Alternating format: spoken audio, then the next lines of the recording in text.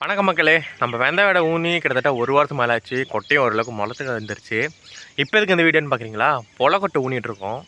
பொலக்கொட்டை அப்புடின்னா நம்ம ஊனி பொழைச்சி வராத கொட்டையை பொலக்கொட்டைன்னு சொல்லுவோம். அதில் முளைக்காத இடத்த திருப்பி என்ன பண்ணுவோம்னா, திருப்பி வந்து நம்ம வெண்டை விதை வச்சு எல்லா இடத்துலையும் ஊனுவோம்.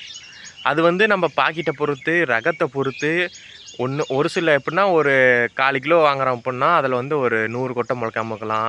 இல்லை பழசாக இருந்தால் வந்து கிட்டத்தட்ட ஒரு 500 கொட்டை முளைக்காமல் இருக்கலாம். அது வந்து நம்மளால் வந்து கெஸ்ஸே பண்ண முடியாது. இப்போதைக்கு நான் 2 கால் ஊனிட்டு வந்திருக்கேன். 2 காலுக்கே கிட்டத்தட்ட பார்த்திங்கன்னா ஒரு 60-70 விதை வந்துடுச்சு. கிட்டத்தட்ட இன்னும் 14 கால் இருக்குது. இன்னும் வந்து எப்படி இருக்குதுன்னு தெரியலன்னு ஊன தான் தெரிய வரும்.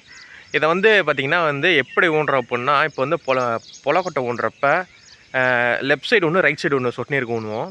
இப்போ என்ன பண்ணுறோன்னா, முளைக்காத இடத்துல 2 கொட்டையை ஊன போகிறோம். ஏன்னா வந்து கொஞ்சம் ஈல்டு கொஞ்சம் அதிகமாக கிடைக்குதுன்னு சொல்லிட்டு.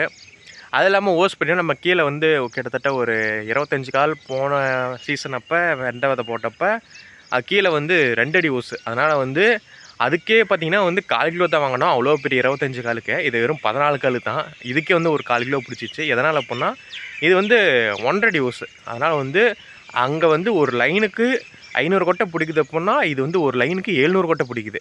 அப்படிங்கிற ரொம்ப டிஃப்ரென்ஷன் இருக்குது. ஈல்டு கொஞ்சம் அதிகமாக கிடைக்கும் தான் நினைக்கிறோம். சரி, ஓகே, போய் பொலக்கொட்டை ஒன்று ஆரம்பிப்போம். வாங்க வீடியோக்குள்ளே போகலாம்.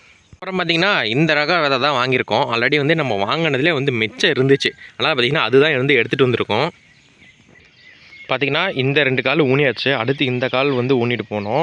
இன்னும் கிட்டத்தட்ட பாருங்கள், இன்னும் இவ்வளோ கால் இருக்குது. இதை பார்த்திங்கன்னா வந்து பாருங்கள், இங்கே பாருங்கள், இங்கே வந்து 2 செடி முளைச்சிருக்கா பாருங்கள். இது என் பக்கம் பாருங்கள், இங்கே முளைக்கல. இந்நேரம் நம்ம விதை ஊனியிருந்த அப்புடின்னா கொஞ்சமாச்சும் முட்டிக்கிட்டாச்சும் வந்துருக்கணும். இங்கே பாருங்கள், எங்கேயுமே தெரியல. அந்த மாதிரி இடத்துல 2 விதையை எடுத்து இந்த மாதிரி வந்து ஊனிடணும். அவ்வளோதான்.